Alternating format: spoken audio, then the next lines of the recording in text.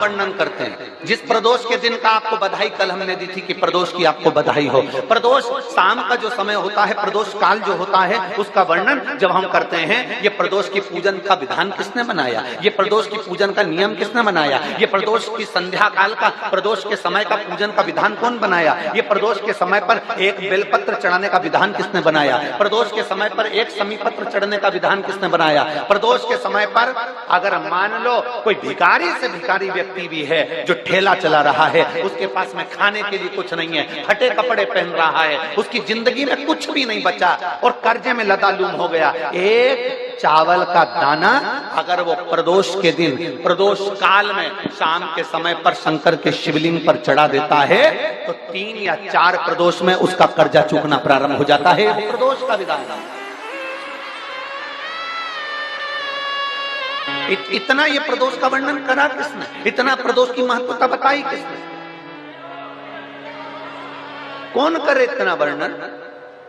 अगर प्रदोष की महत्वता बताने वाला कोई है, इसीलिए मेरे शंकर भगवान माता सती को लेकर कुंभज ऋषि के यहाँ, अगस्त ऋषि के यहाँ कथा सुनने के लिए गए थे, क्योंकि उनके बराबर कोई शंकर के महत्व को बता नहीं सकता और प्रदोष के महत्व को नहीं बता सकता। सती मैया को प्रदोष का महत्व बताने के लिए शंकर सती जी को लेकर कुंभज बाबा के यहाँ गए थे, अगस्त ऋषि के, प्रदोष के महत्व को तो जानो सती तुम प्रदोष के महत्व को तो सती जानो, तुम प्रदोष के महत्व को तो सती पहचानो कि प्रदोष का महत्व क्या होता है, प्रदोष काल का महत्व क्या होता है, प्रदोष के समय का महत्व क्या होता है। जिस समय पर सूरज डूब रहा हो, चंद्र प्रकाशित हो रहा हो, दोनों का मेल हो रहा हो, ना तो पूरा सूरज डूबा है, न पूरा चंद्र आया है, ना पूरा अंधेरा है, ना पूरा उजाला है, उस समय को प्रदोष काल कहा गया, उस समय को प्रदोष का समय कहा, प्रदोष काल कहा। अब कई लोग हमसे कहते हैं गुरुजी आप हमको प्रदोष का समय बताया करो कि प्रदोष काल किसको कहते हैं, प्रदोष का समय किसको कहते हैं। अब एक बात हम आप सबसे कहना चाहते हैं, जितने लोग आस्था चैनल पर सुन रहे हैं, जितने फेसबुक यूट्यूब पर सुन रहे हैं और जितने रेवाड़ी की इस पवित्र धरा पर कथा को सुन रहे हैं, आप सबसे एक बात कहना चाहेंगे, अगर हम समय देखकर बताएं आपको कि शाम को 6 बजे, 6:30 बजे, 6:30 पे लेकर 7:30 के बीच में ये समय है, या 5:30 से लेकर 6:30 तक का ये समय है, या हम तुमको बोल दें कि इतनी बजे ये समय प्रदोष काल का रहेगा या इतनी बजे ये समय रहेगा, तो देखिए कभी कभी ठंड का समय आता है तो दिन जल्दी ढल जाता है, कभी कभी गर्मी का समय रहता है तो दिन बहुत लेट ढलता है। इसलिए समय की गणना से मत चलो, आप तो ये अंदाजा लगाकर रखो कि दिन ढल रहा हो, अंधेरा होना शुरू हो रहा, सूरज डूब रहा हो, चंद्र प्रकाशित हो रहा हो, अंधेरा अपना काम कर रहा है, सूरज ढलता जा रहा है, दिन कम होते चले जा रहा है और अंधेरा थोड़ा बढ़ते चले जा रहा है। इन दोनों का जो मिलन का समय हो, अब वो कितनी भी बजे, आप तो बस उसके मिलन का समय निकाल लो, वही समय प्रदोष काल कहलाता है, वही समय प्रदोष।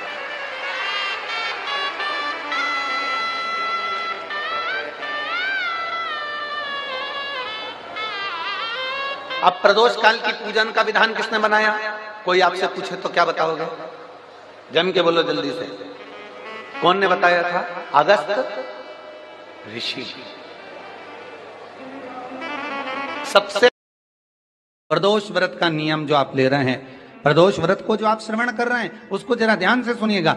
सबसे पहले स्नान ब्रह्म मुहूर्त का, सुबह का, उसके बाद में फिर आसन पर बैठकर भगवान की भक्ति को धारण करना, शंकर का अनुमोदन करना, शिव भक्ति में डूबे रहना, शंकर का स्मरण करना, शंकर के नाम का स्मरण करते रहना, ये प्रदोष का मूल तत्व।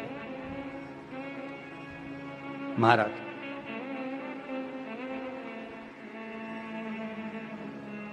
प्रदोष व्रत करने वाले को भोजन नहीं करना चाहिए, ध्यान दीजिएगा।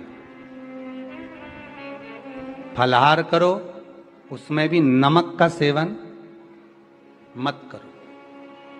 प्रदोष व्रत में नमक का सेवन वर्जित होता है। कोई कैसे कह दे तुमको कि तुम अभागे हो? ना ना, हमारे बराबर भाग्य नहीं है किसी का।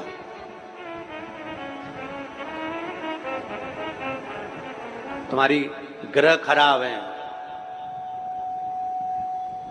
तुम्हारे ग्रह खराब है। शंभेश्वर महादेव का नाम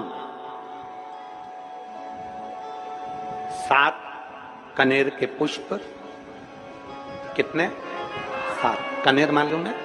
ये रोड पर जो जाते हो डिवाइडर में पीला पीला फूल लंबा, जो कि पशु पक्षी कोई नहीं खाता, जहरीला फूल माना जाता है। कनेर के 7 फूल, एक बेलपत्र। जिस समय पर कनेर का फूल बेलपत्र के साथ चढ़ाया जाएगा तो 7 कनेर के पुष्प सीधी बेलपत्र पर आपको रखना। 2-3 प्रदोष कर कर देखना। अगर कोई आपसे कहे कि आपका भाग्य ठीक नहीं चल रहा, आपकी किस्मत ठीक नहीं चल रही, आपके ग्रह ठीक नहीं चल रहा है, आप भाग्यशाली नहीं हो, पहले तुम वहां से उठ जाओ। उसके बाद में देवाधिदेव महादेव के पास 7 कनेर के पुष्प एक बेलपत्र में रखकर नंदीश्वर के पास में बैठकर श्री शिवाय नमस्तुभ्यम बोलकर अशोक सुंदरी वाली जगह पर स्पर्श कराकर भगवान शंकर पर 7 फूल के साथ बेलपत्री की डंडी अशोक सुंदरी की साइड हो, ऐसा स्मरण करते हुए शिव को समर्पित कर दे। वही बेलपत्री 5 बार नमः शिवाय या पंचाक्षर मंत्र, षडाक्षर मंत्र या श्री शिवाय नमस्तुभ्यम बोलकर वही बेलपत्री 3 प्रदोष, 4 प्रदोष, 5 प्रदोष, 2 प्रदोष, जितने प्रदोष आप चढ़ा रहे हैं प्रदोष काल में, वो बेलपत्री लाकर अपने कक्ष में अपने पूजन वाली स्थान पर रखते जाओ। एक बेलपत्री एक प्रदोष पर लाओगे, अगला प्रदोष आएगा, कितना अंतर पड़ता है आपके भाग्य बदलने में, आपको खुद मालूम पड़ जाएगा कि आपकी किस्मत कैसे बदल रही। मेहनत आपको करना है, परिश्रम आपको करना है, लगन आपको लगाना है, और बेलपत्री और कनेर का पुष्प शिव को चढ़ाना। चालू करो प्रदोष चढ़ाना और चढ़ाओ शंकर का भजन। यहां नहीं चढ़ा सकते, अपने घर पर चढ़ाओ, अपने शिवालय में चढ़ाओ, अपने देवालय में चढ़ाओ, अपने नजदीक में जो शंकर मंदिर वहां चढ़ाओ। आराधना शिव की। कोई कह दे तुमसे कि ये ठीक नहीं, प्रथम आप ये जो कनेर के फूल चढ़ाओगे ना, इसमें श्रंभेश्वर महादेव का भाव होना चाहिए। श्रंभेश्वर महादेव, फिर से एक बार बोलो, कौन से महादेव? श्रंभेश्वर। और फिर एक निवेदन, मान लो कि डॉक्टर कह दे कि बच्चे की धड़कन नहीं आ रही है,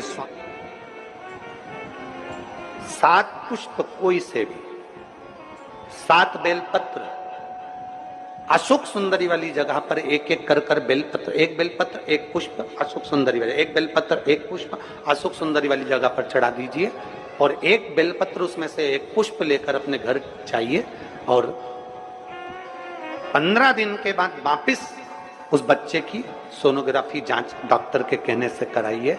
बाबा उस बच्चे की धड़कन, श्वास और शरीर पूरा देगा। श्रंभेश्वर महादेव में, श्रंभेश्वर महादेव का जब नाम लिया जाता है तो 33 कोटि देवी देवताओं का एक साथ नाम उच्चारण हो जाता है। 33 कोटि देवताओं। श्रंभेश्वर, बोल श्रंभेश्वर महादेव की। श्रंभेश्वर भगवान का स्मरण किया है।